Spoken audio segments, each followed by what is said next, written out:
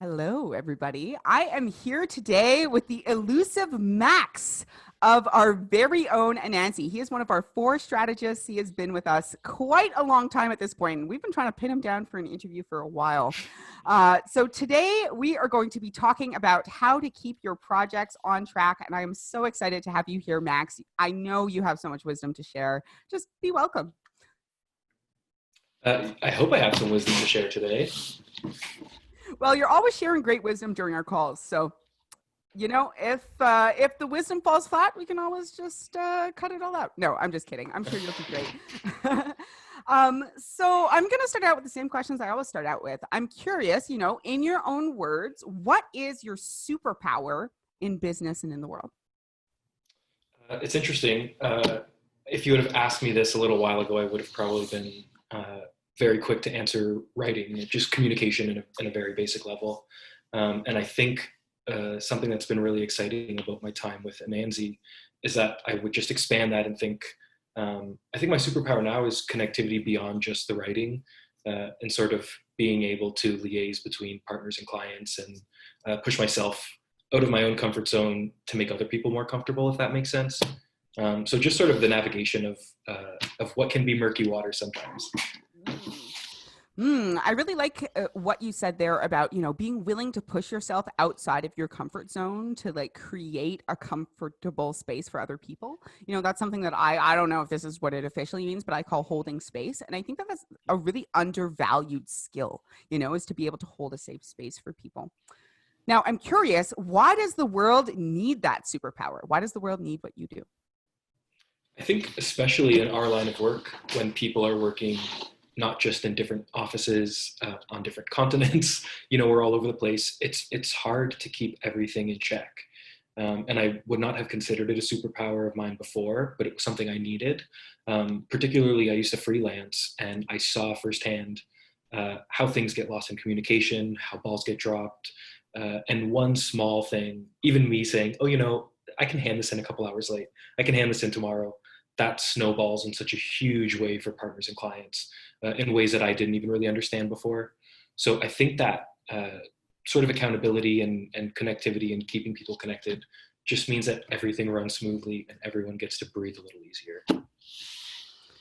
Oh, yeah, I would definitely agree that the world needs that, people who can grease the wheels a little bit, so to speak, people who can help things flow more smoothly. And, within the team, you actually have a bit of a reputation for helping things go smoothly. Your projects almost always finish just right on time, and you are very, very good at bringing things to the table to help navigate those kind of curveballs that often end up getting tossed your way by clients.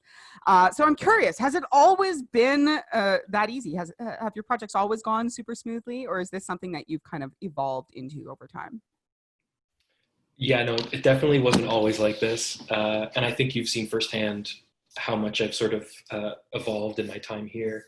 And that when we first spoke almost 2 years ago now, I was super excited about the writing, about how you guys do things, but I was terrified at the prospect of sitting alone in a meeting with a partner and a client and being the one to sort of steer everything. I just didn't think I had it in me. I was so used to working in fields where I was sort of just given information that was taken from a client and everything was passed along. And, early on, I found it very hard to be assertive, to say, this is our process. Maybe because I wasn't used to our process yet and I didn't realize how, not to toot our own horn, how foolproof it is. I mean, how if we stick to it, it just works. So once I got super comfortable and realized that if I could get people to stick to the plan would work, I felt a lot more comfortable saying, it's in your best interest to just, give me 5 minutes, listen to me, put in a little bit of work now, and it's going to save us all so much time later. But early on, I mean, I remember coming to you and Celine, it was like my second and third project where the client didn't show up to the live feedback session. And I was like, oh, they hate me. They must hate all the work. It's, what did I do wrong? And it was just a matter of them maybe not being as committed to the process as they needed to be and me not holding them to that process. So it was definitely trial and error. Yeah, yeah. And I just want to zero in on something you mentioned, which is that, when you first started, you felt really terrified about leading meetings because I think this actually circles back that maybe your superpower was in existence for you a little bit earlier than you realized. Because I remember way back in the interview, you mentioned that at your previous job, you did have that role where you were just handed information and wrote. But it I mean, not to mince words, but it sucked. You if I remember correctly, you said that you and other people had basically kind of taken on that role of reaching out to people and having those meetings because it created so much more value for the process itself. So I'm seeing that even back then it sounds like you were willing to put yourself out of your comfort zone a little bit to hold space and create a better result. So that's really cool. I just wanted to point that out. Yeah, I think what was frustrating actually about that for me was that I worked with so many people who were great at conversion copy, but the processes weren't there. And we saw that in interaction with clients. We saw that balls were getting dropped, and it was sort of on me and some of the other content writers uh, to form processes. We were kind of making it up as we went along, and so I was seeing ways that we could make things easier. And sometimes they were adapted, sometimes they kind of fell on deaf ears, but it just left me in a position where when I came here, after about a year and a half of freelancing in between jobs, you're right, I just wasn't sure of myself. Maybe it was already there, but I thought, oh my gosh, Say sounds like she knows exactly what she's talking about all the time. And she's going to leave me in a meeting with these people and I'm going to mess it up. And I don't think I ever had a situation where I like totally dropped the ball, but it definitely was a couple months of adjustment. Yeah, yeah. I think you've adjusted really well. So that's really great. Let's talk about that a little bit. What sorts of challenges or things? So we talked about, your fear. And I think that's one element, but there definitely are problems that come up in projects from time to time. Clients, they throw curveballs your way, they don't show up to meetings, stuff happens. So I'm curious, what are some of those things that have come up over the past few years that you have been with us that you've seen that kind of could throw things off the rails if allowed to? The big one off the bat is always just realizing that they have not taken the time to look at what our process is. And that's why with the partner off the bat, and then also when I speak with the client, make sure that I'm open to questions about it and also take a few minutes of my own time just to say, here's what we're doing step by step, and here's why it's relevant. When you say copy reference guide to them, that just sounds like 3 words. If they've never done a marketing project, a content project before, they'll nod and sort of go along with it. But I think if they don't understand what the process is, when we're building avatars, when we're doing some of the early work, it's lost on them, and then they don't do the work that they need to throughout because they don't understand it. So that snowballing process you were talking about, where if you don't, what I'm hearing is that if you don't set those kind of clear expectations and that clear idea of the process up front, then maybe they're not going to be as fully engaged. They're not going to do the work, and that can snowball into much kind of like bigger or deeper problems later on. Am I getting it? 100%. That's what then leads, I think, to the missed meetings, the not paying attention as much as they maybe need to that copy reference guide, and understanding that it's going to be the pillar of what we're doing. So it really is a case of one small thing just occasionally leading to disaster if you don't rein it in. Yes, I've definitely seen that. And I found that that can be so hard to communicate to people because they're like, oh, but it's just a few hours or it's just a few days or etc. But everything's kind of lined up to build off of each other, and not getting those things aligned at the beginning. What I'm hearing is that that can cause like the Jenga tower to just come crumbling down. 100%. And I've had some clients or partners rather who've come to me and said, I think you and I were just talking about this with a newer partner. They're just blown away by the process. And if they can get the client to stick to that process, it's so much easier on everyone. And what I've heard more than once now is that even before I have my first meeting with a client, the partner is taking a little bit of time to say, hey, here's what to expect. Trust me, it works. It might seem foreign to you. Don't be afraid to ask questions. I've had clients show up to an avatar interview and not know what an avatar is, which is understandable. But I try to preface it now by saying, hey, here's some of the questions I might ask you. I'll shoot them an email beforehand just so that they're thinking of things before we get to them. Yeah, I think that there's a lot of power in that, is what I'm hearing, is that if they're showing up and they're hearing about everything for the very first time, it sounds like that can be kind of overwhelming. But if you're just taking even a moment or two to like prep them on the words, prep them on kind of the things that you're going to be doing, why it's important. I think the term you used was relevant, why it's relevant to them. Then all of a sudden they can be bringing more of their A game while they're there on the spot. Uh, It's very much that situation of putting in a little bit of time at the start saves you a lot of time later on. Yeah. So what sorts of things, you mentioned just like understanding it works was one of the things that was really like motivational for you. What sorts of other things have helped you become more confident in terms of setting those boundaries, saying no when appropriate, saying, no, we are going to take this time, hear me out. Yeah. What are some of those things? So one of the things that I've really loved about my time here is some of the relationships I've built with partners and seeing how busy they are, having frequent work with them. I've seen how our process can make their life easier. So for me, it just gets me excited to know that I can do that for them. That if I can get my work done in the way that I'm supposed to, they're going to show up on a call and just be like smiling ear to ear and be like, "Oh, the content's great," or "They filled this stuff out, and I just heard back from the client, and the website looks awesome." Um, and for me, that kind of gave me the push to say, "Okay, I got to be the captain in this situation. If they don't get this done, the partner's going to have to message me, and then the partner's going to have to message the client." And, like we keep getting back to the things that seem so small turn into something so much bigger. So it did take practice of me kind of having to hunt people down in some situations and say, just fill this out. It'll take you 5 minutes, I promise. I've offered to walk clients through things on calls. Again, it's that matter of I'd rather take 5 minutes now and be a little more assertive than I might feel comfortable being, than have it blow up in our faces later. And then it's a mess, not just for me, which I don't want, but it's a mess for the partner, and it's a mess for the client who in the end we're trying to help. They're not going to get the work that we promise them. They're not going to get the killer copy that we pride ourselves on if I can't get them to commit to our process. Oh, that's so true. And I mean, I'm going to let you in on a little secret. I don't know if it's a secret, but, the reason that I take kind of charge and like assume kind of like a confident persona and stuff came from very similar things. Like I actually used to be super shy. I used to show up into situations with clients and stuff. I know it's hard. I don't believe It's hard that. to imagine. If you can ask my parents, well, I don't know. Maybe my parents are the right ones to ask because I was never shy with them, but I was shy with the outside world. And I really just found that in the absence of order, chaos reigns, and you kind of assume, as a member of society and as a worker and etc., that someone else is going to impose that order. Even working with a client or working with a partner, it's like, well, I'm here at your service, so maybe you know what's going on, but in reality they don't most of the time. And you are being brought in because you are that expert, because you understand things, because you have developed the process, you're committed to improving the process.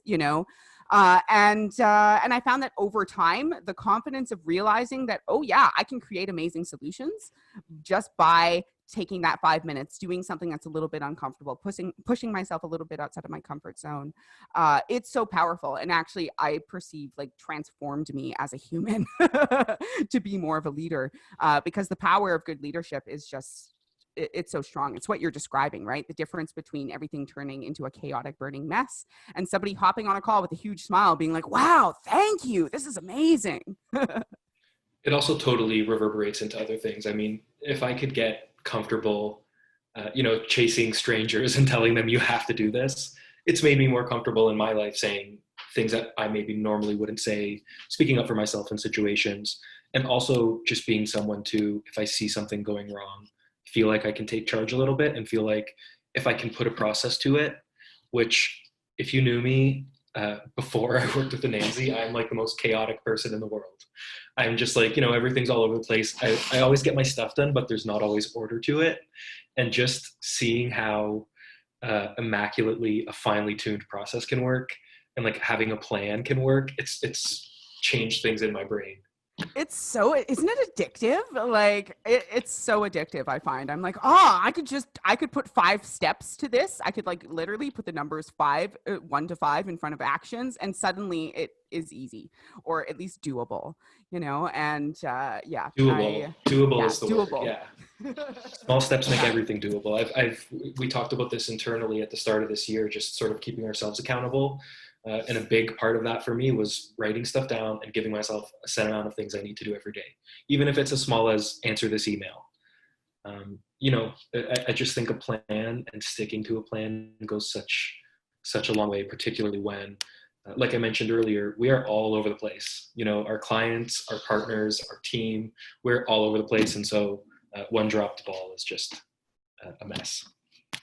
Yeah. And by all over the place, you mean like distant in terms of like physicality and topics? Is that what you mean? Yes, yes, Yes. not just that we're all over the place and crazy, which we are a little bit too, but I mean in terms of A little distance. crazy, yeah. Yeah, it's true. We've got team members all over Canada and in 2 other countries. We work with people primarily in the US, but all over the US, from coast to coast. And occasionally we even work with people overseas and beyond that. I would say we limit those because of the time zone issues. But there's a lot of different perspectives, like cultural and otherwise, even just the way people approach things. It's kind of cool how a process can create clarity where there's disparity with the different viewpoints and experiences and levels of expertise in various areas. Yeah, very much so. It would just be so easy for things to totally spiral out of control, and it is never lost on me how well our team, like you said, we have Jazz working in India, and I can message her at like crazy times, and it won't be I'll get to that in 2 weeks. It will be like, let's jump on a call, and I'm like, but it's 6 a.m. there, and she's like, no, it's fine. I think that just we're so good at sort of being accommodating, and that's what's made me really push myself to be accommodating in other ways for other people. Mm. Yeah, yeah, and I'm thank you for sharing that. This has kind of spilled into your personal life as well, and given you kind of the capacity to make more things doable, because I think that's really cool.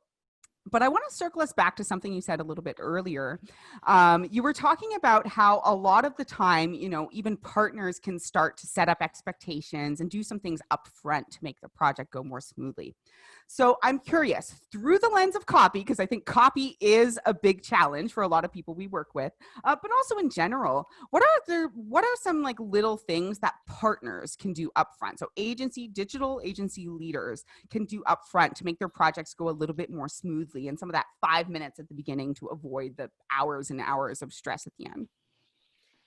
So off the bat, it's probably what we'll keep going back to is just setting expectations, being upfront about what exactly the process entails, what every component of it is going to be, and also critically why it pays off, which again we mentioned.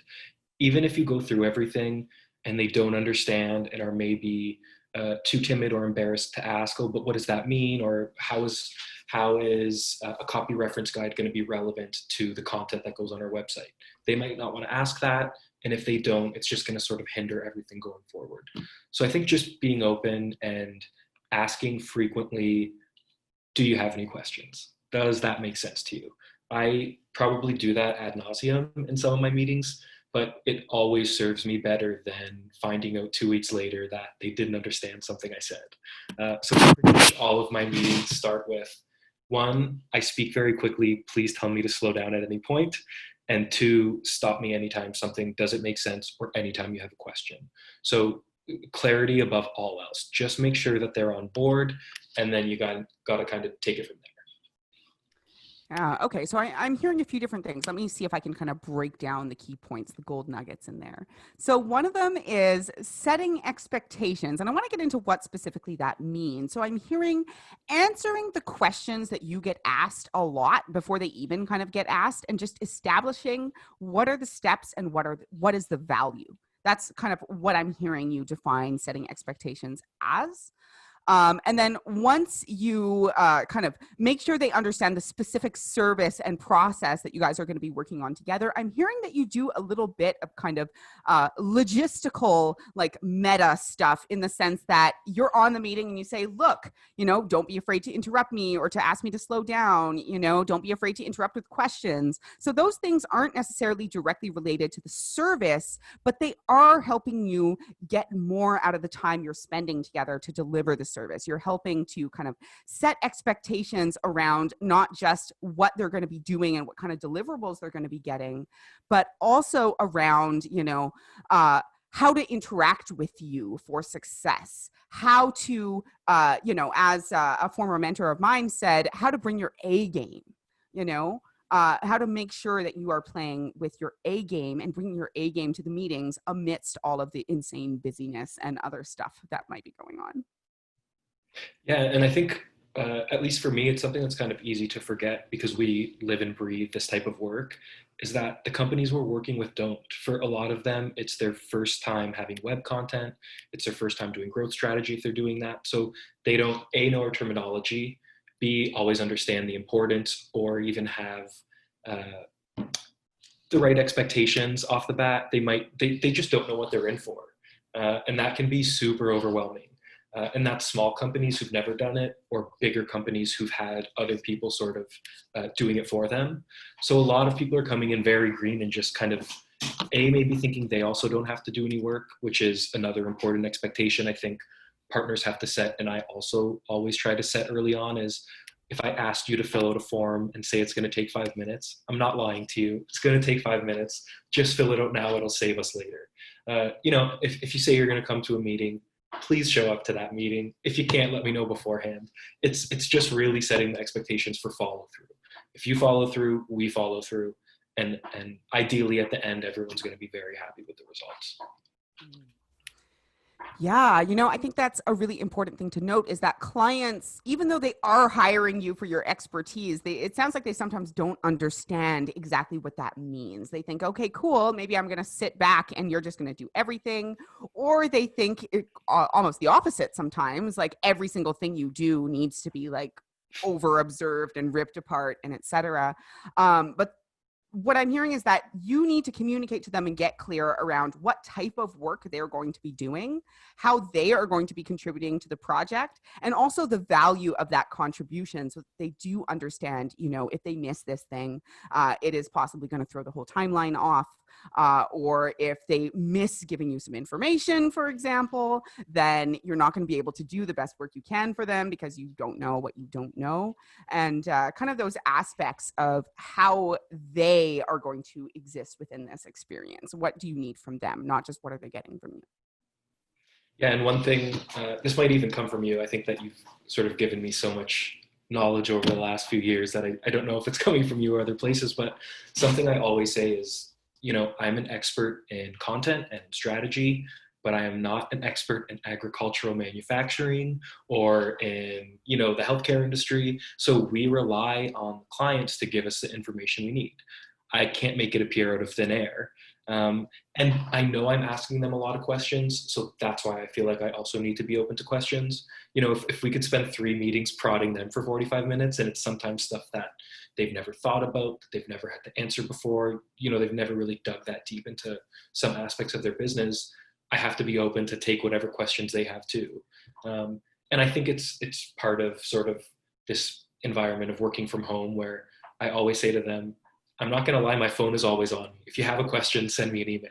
I might not get back to you in 2 minutes, but I will get back to you pretty quickly. I just think as soon as you can develop something that is open, and that starts with my relationship with the partner, I think the clients can see how I interact with the partner and feel that, I'm not going to cut their head off if they're confused about something. That's not our intention.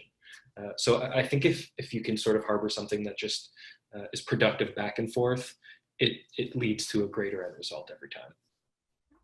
And do you ever find, I think a fear sometimes with our partners is that, when they open up in that way, that they get overwhelmed by like demands and stuff. Do you find that people abuse that relationship and that openness, or has it generally gone fairly smoothly for you?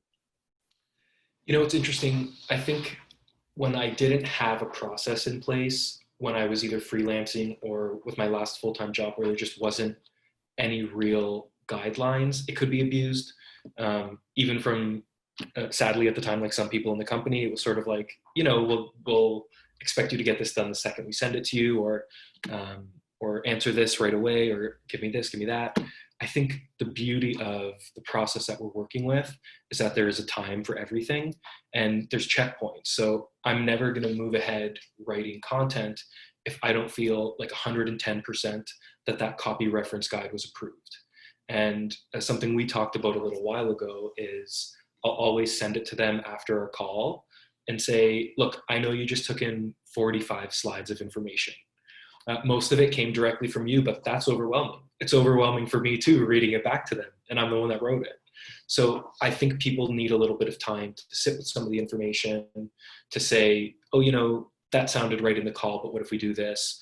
So I think if you can get that trust early on and the expectations are set early on, then with the process, there's no real too much back and forth or pushing.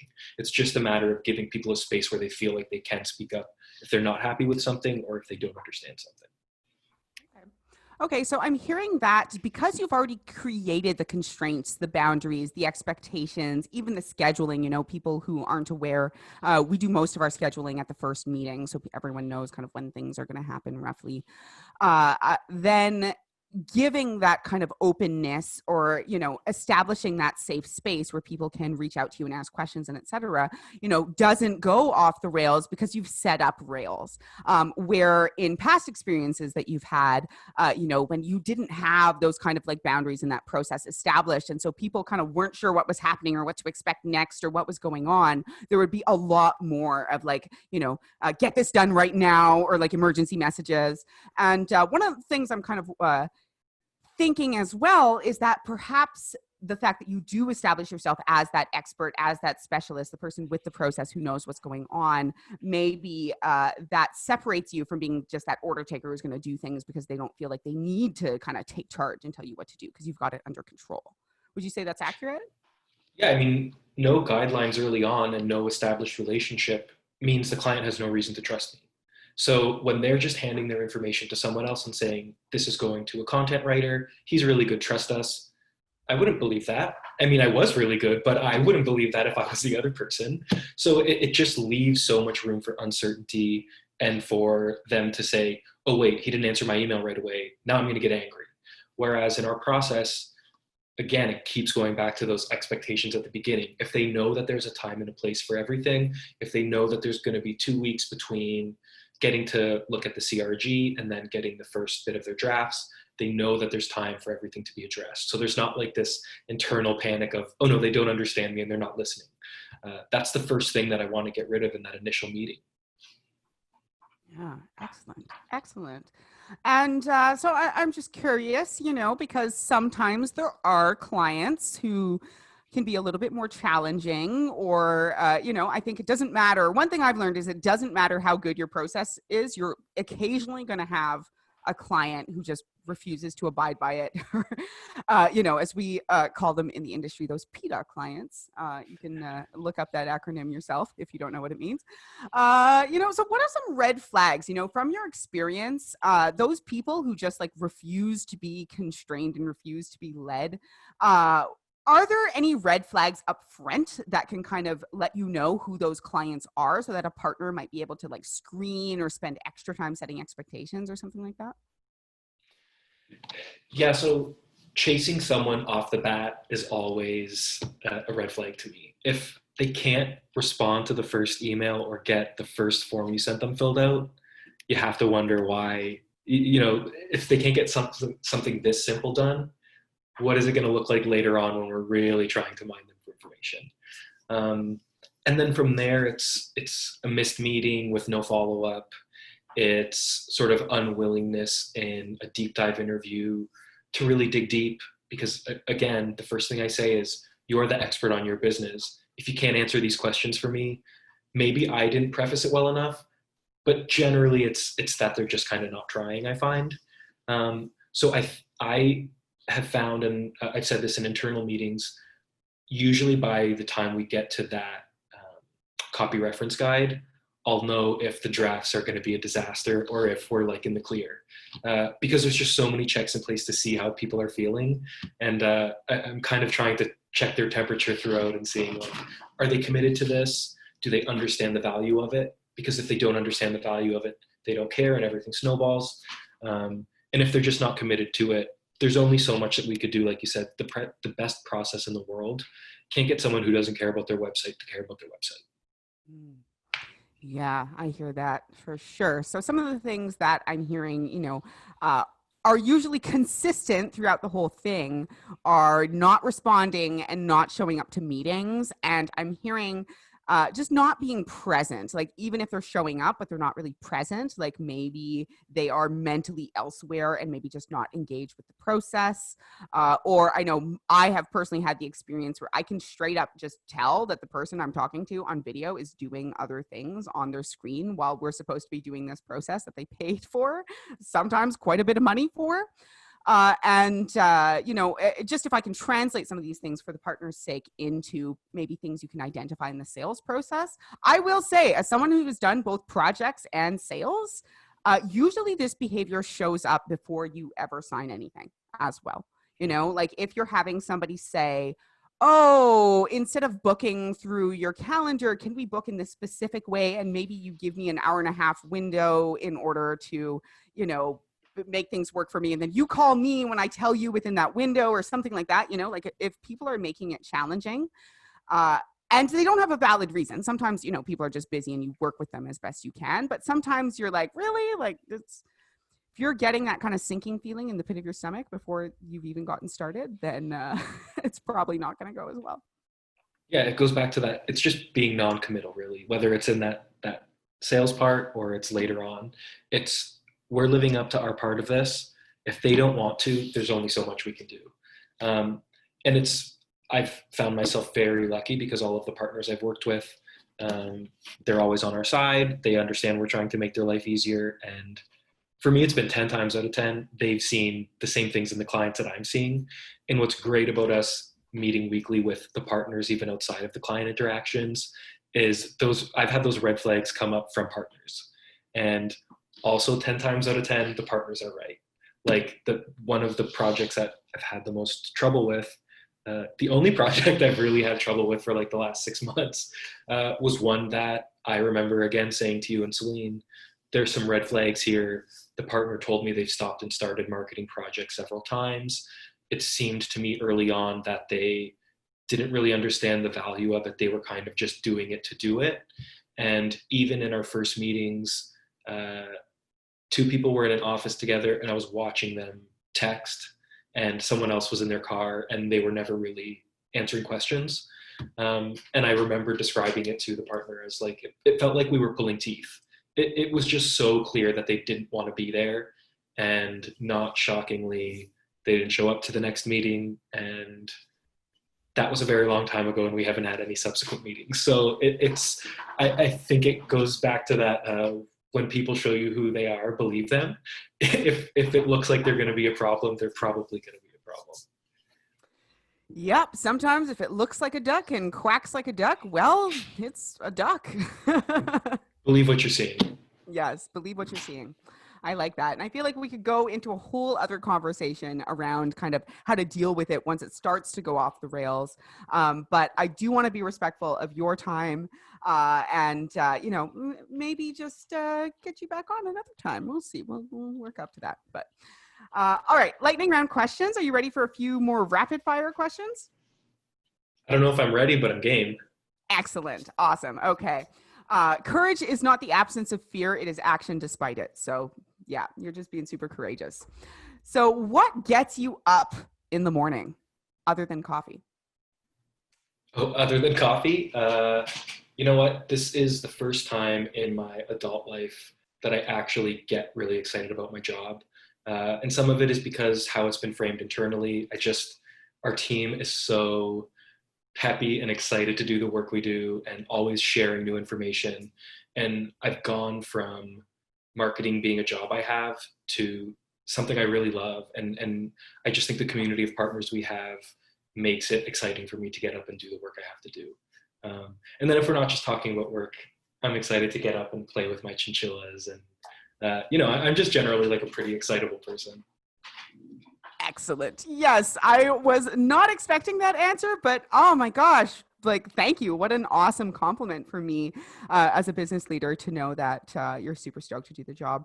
And I have to say, our team is just a group of the most amazing people in the world. And even like today, I'm recording behind the scenes on podcast recording. I'm recording quite a few episodes today, but many of them are with internal people. And I'm like, oh my gosh, I get to just hang out with each strategist for an hour. That's like such a treat because you guys are such cool people. It was an exciting part of meeting with Tanya. I get excited when we bring someone new on board because I feel like they always think that we're just like overly excited about our team. But then they work with us for a few weeks and she's like, oh my God, Anam was awesome. Jazz was awesome. Kevin is so helpful. It's just, I think when you can get excited about the people you're working with and you like the work, there's just nothing really to complain about. Wow, and I have nothing to add to that. That's amazing. Okay, what is the number one thing that you do to preserve your wellness? Oh, unplug. I, especially lately, when everything in the world is just so crazy, finding time to say, I was catching myself going for hour and a half walks and I was looking at my phone for like 90% of the time. And it's just so counterintuitive. It's like you're trying to get out and do stuff and I can't take this thing out of my hand. So for me, it's just finding time to, whether it's reading, whether it's being with family and putting the phone away, it's just unplugging. It's kind of turning my brain off and not expecting it to be functioning at like 150% all the time. Surprisingly, that is not an answer. I've gotten to this question very often in the, 50 or so interviews that I've been asking it, but I think that's my favorite answer, or at least one of my top 3 favorite answers, because I find the same thing. It's like when you work online, being able to just physically remove yourself from that digital world is just so calming on the brain, but also easier said than done. I think I put a lot of expectations on myself when I started working from home. And I have a lot of experience in it. My first job was from home as well. So it's something I've been doing for years now.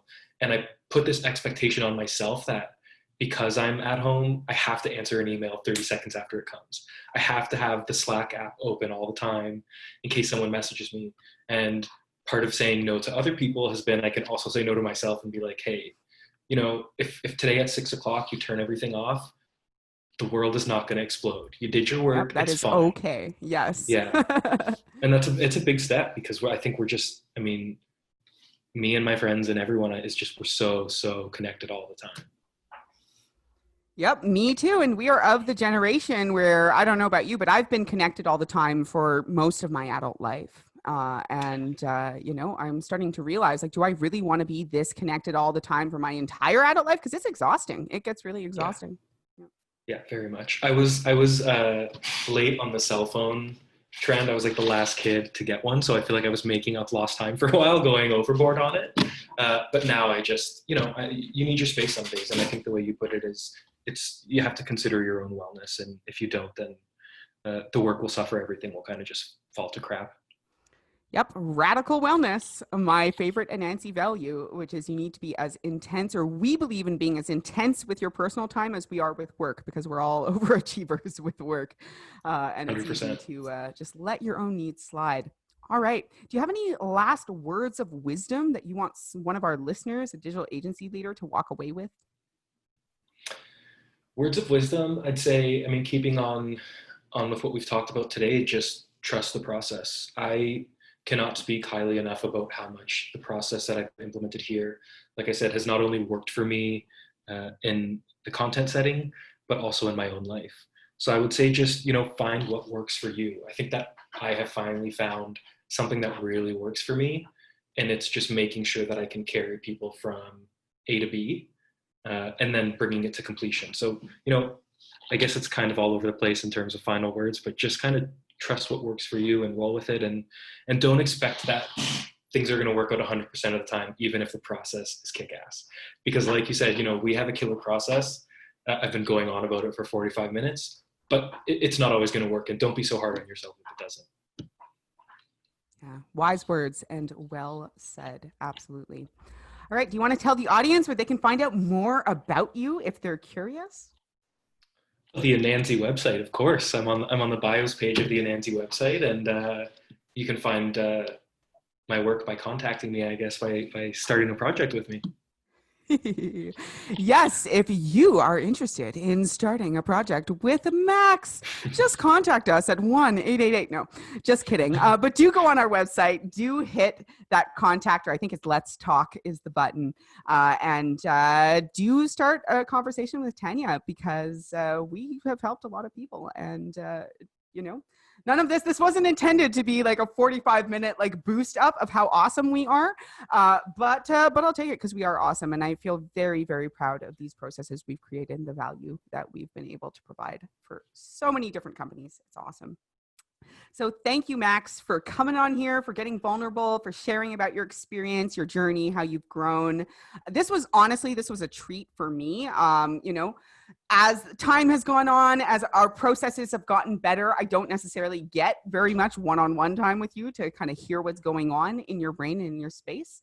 And this has been really lovely. So thanks again. Thank you. It was not nearly as scary as I was expecting. Isn't that the thing, right? Like the anticipation is always much more terrifying than the experience. Almost always much more terrifying. Almost always. Almost always, not always. All right. Well, to all of our listeners out there, as always, I hope you have an amazing rest of your day. If you're having a terrible day, I hope you can take a moment, maybe step outside of your comfort zone, do something that's a little bit scary that might just be kind to your future self and make your future self have a little bit of a better day. Anyway, take care, guys. Have a good one.